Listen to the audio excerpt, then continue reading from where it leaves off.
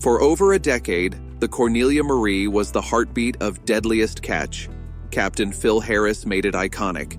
His sons, Josh and Jake, vowed to carry on the legacy. But in August 2022, everything unraveled. A hidden court document surfaced, exposing a crime Josh had buried for 24 years. The scandal was so explosive, Discovery wiped the Cornelia Marie from its network. Streaming platforms followed, erasing years of history almost overnight. The boat that once symbolized grit and family pride was now a ghost.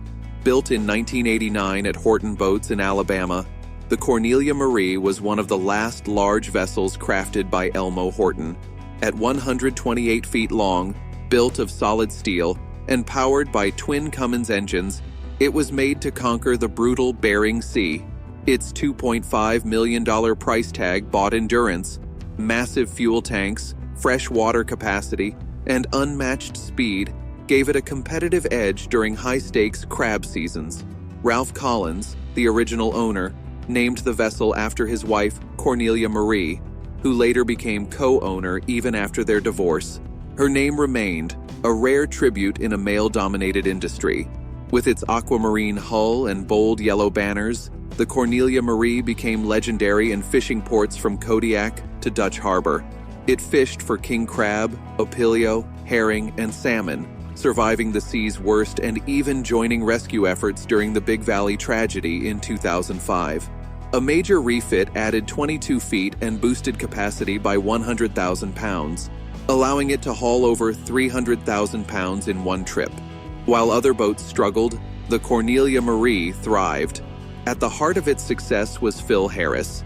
He joined in the 90s, became co-owner, and took over as captain in 1998. Gruff, loyal, and deeply committed to his crew, Harris treated them like family, even through personal turmoil and 2 divorces.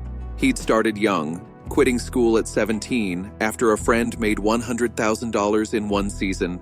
His first year was brutal, but by 19, he earned $130,000. At 21, he became a captain. By his mid-20s, he was one of the most respected men on the Bering Sea. His stress didn't come from the danger. It came from the fear of sending his crew home empty-handed. Phil's sons, Josh and Jake, joined him aboard, turning the Cornelia Marie into a family legacy. In 2005, that legacy hit TV screens. Deadliest Catch chose just 4 boats from over 250. Cornelia Marie stood out thanks to its numbers and Phil's charisma. Even then, Phil hesitated. Fame wasn't his goal. Fishing was. Phil Harris had doubts about reality TV. He feared cameras would disrupt life aboard the Cornelia Marie or expose too much. Discovery wanted boats with personality and performance. Phil insisted on protecting his crew. The timing was crucial. That same year, crab fishing shifted to a quota system. Only top boats made the cut, and Cornelia Marie earned its spot. Bringing Josh and Jake on board added real family drama to the show. Phil didn't give them special treatment. He made them earn every crab pulled.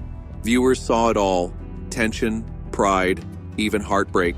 One moment hit hardest. Phil turned to Jake and said, "You need to go to treatment, man. At least you'll have a fighting chance." The show followed the brothers through hard seas and harder truths. When Phil's health declined, fans watched in real time. His death in 2010 hit like a wave. Over 5.4 million viewers mourned with the Harris family. Phil's raw humor made him unforgettable. Lines like, "I feel like a one-legged man in an ass-kicking contest," and "Now you know why lions eat their young," gave fans something to hold on to. Even as he battled addiction, his personality powered the brand. Shirts, hats, quotes, they're still everywhere. So is the boat. With its bold blue and yellow paint, the Cornelia Marie was a floating billboard of resilience. It hauled massive catches, often over 300,000 pounds. In 2005, it was among the top-performing boats, thanks to Phil's fearless leadership and the vessel's sheer power. But behind the scenes, there was pain.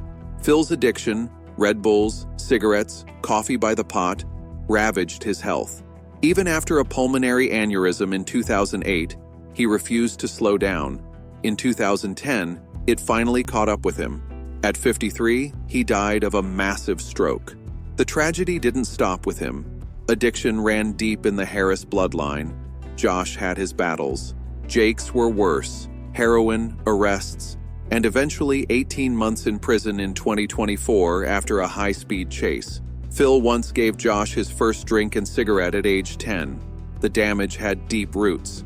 Keeping the Cornelia Marie afloat became a financial nightmare. New engines in 2015 meant finding new investors. Costs soared: fuel, wages, insurance. Then came the pandemic. Crew wages skyrocketed, and every season felt like rolling the dice. To survive, they pushed into deeper, more dangerous waters, hunting golden king crab. And through it all, cameras kept rolling. Storms, breakdowns, family meltdowns. Filming didn't always wait for safety. Reality TV brought gripping drama, but it also raised the stakes at sea. The Cornelia Marie crew faced life-threatening work under the pressure of millions watching. Sometimes Discovery even pulled the boat, not for fishing problems, but legal or image issues.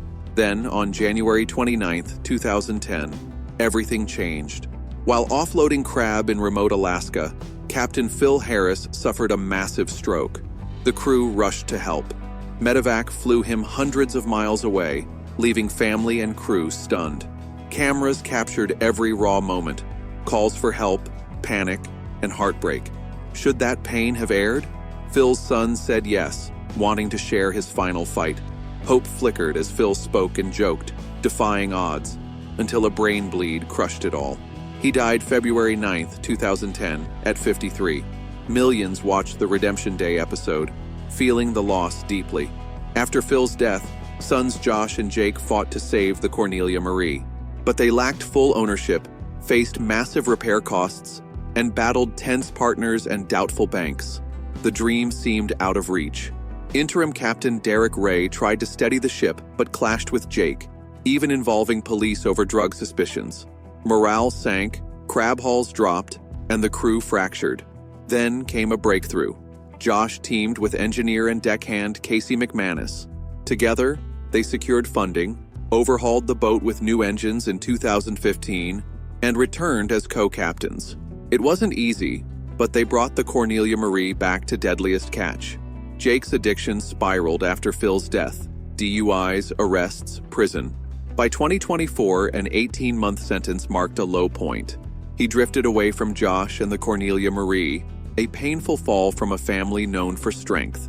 Then, in 2016, shock hit. Josh and the Cornelia Marie disappeared from Deadliest Catch. Josh explained it was a producer's choice, not drama. Fans erupted, proving how deeply the Harris legacy mattered. Behind the scenes, tragedy struck. Renee Harris suffered a massive heart attack in 2024. Others faced strokes. Josh battled depression but fought to keep the Cornelia Marie alive. The crew and cameras became family. When the boat returned in season 14, fans rejoiced. The blue and yellow hull was back, the heart of the show. In 2020, Deadliest Catch: Bloodline launched in Hawaii, sparked by old maps from Phil's cabin. Josh, Casey, and a local fisherman chased Phil's secret fishing dreams. Casey took charge as Josh struggled, steadying the boat before moving ashore. Then the bombshell. In 2022, Josh's decades-old guilty plea to sexually assaulting a minor surfaced. Discovery cut ties fast. Cornelia Marie and Bloodline vanished. Fans were stunned and betrayed. Though innocent, Casey lost his place too, shifting careers as reality fame vanished overnight. In 2024, a fresh start. Taylor Jensen and partners bought the Cornelia Marie, with Jake Albinio as captain. They vowed to honor the boat's legacy, but focus on fishing, not fame. For the first time since Phil Harris's death, Cornelia Marie was free from the family shadow. A new era of hope and hard work on the open sea. Please subscribe to our channel for more videos, and don't forget to press the bell icon.